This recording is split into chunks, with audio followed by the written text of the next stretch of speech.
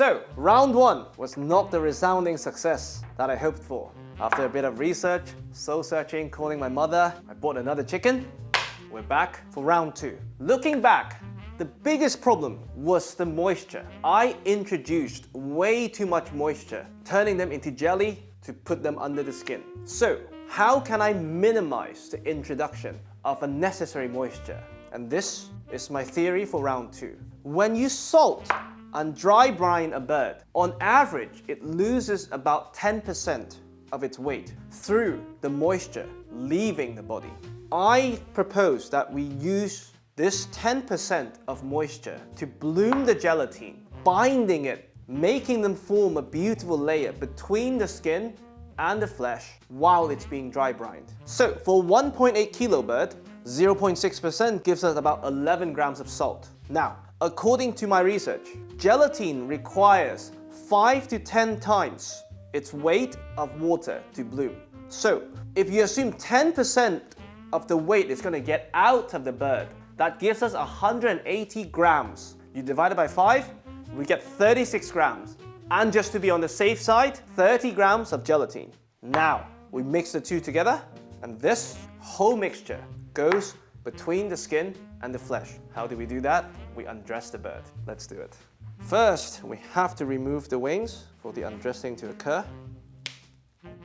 And now, we take the whole thing off carefully. I mean, my butcher kind of butchered the skin on the back, but we'll still try to be very careful so that once we've added the gelatin and the salt, we can put the skin back to its original form. I mean, there's no secret to this. You run your fingers under the skin, separate them all around.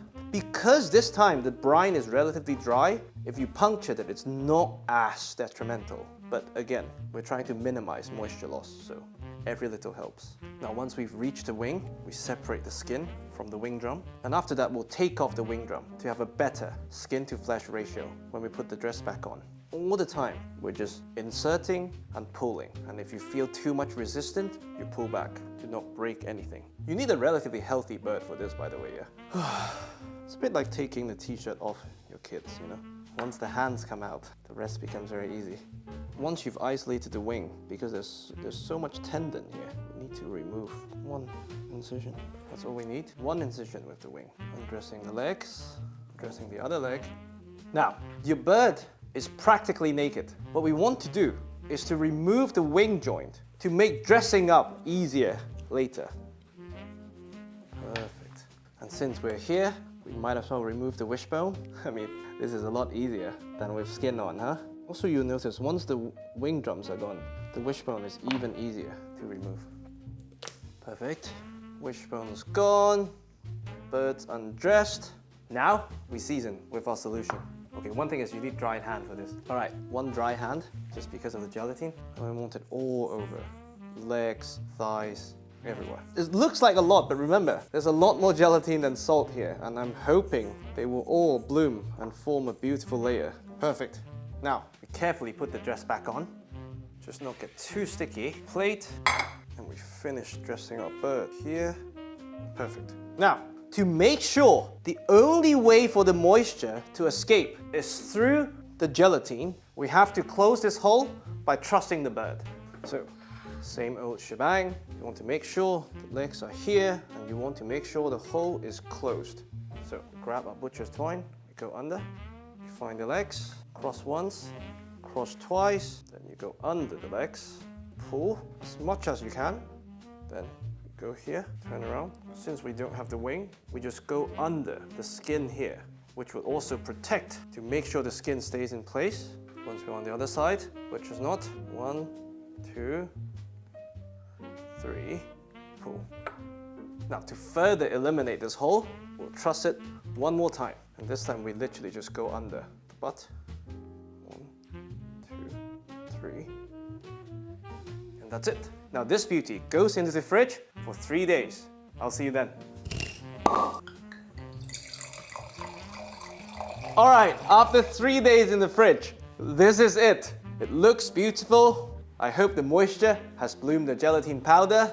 And now, let's roast the bird. Since this time, we even add the gelatin to the legs, we're gonna take the thigh meat more seriously. So here I have a very, very, very, very, very hot oven tray that I've preheated at 250 Celsius. To that, we're gonna add a very generous amount of vegetable oil or any high smoke point oil you have. Mix it around, just to make sure the chicken doesn't stick, precisely because of the gelatin content. Now, this beautiful bird goes in. That's how hot the tray is.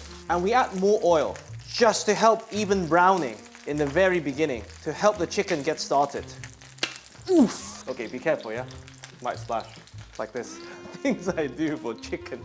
250 Celsius, and we'll mother it. I'll go change, and I'll see you then. All right, after a bit more than half an hour, let's have a look. It's gonna smoke a bit, I think. Yep.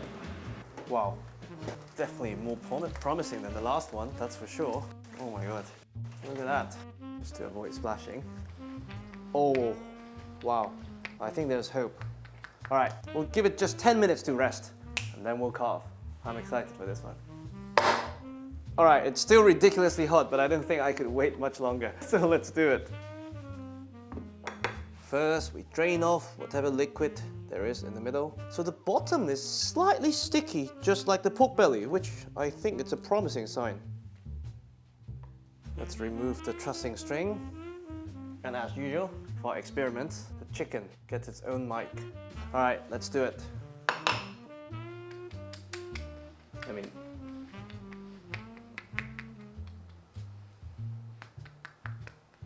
I think I'm quite happy. All right, we'll take one leg and one breast and see what happens. Brilliant.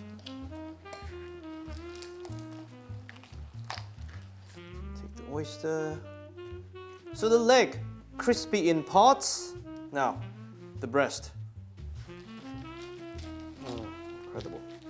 Very moist, as you can see from the steam. Back to rest. Now, shall we?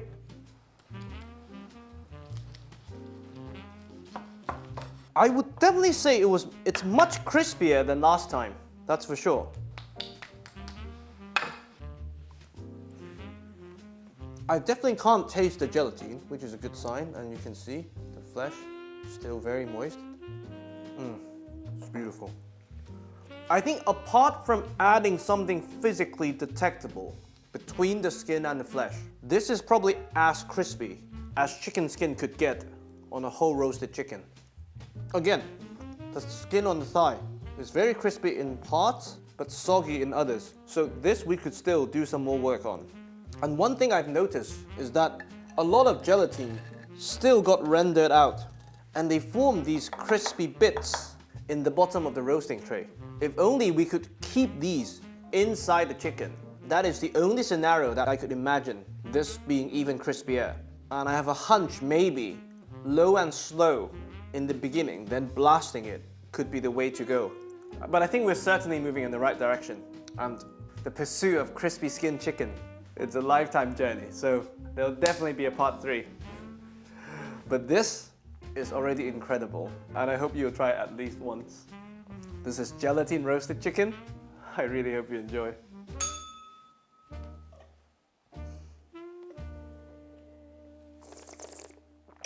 Yeah, I really think this is as crispy as it gets.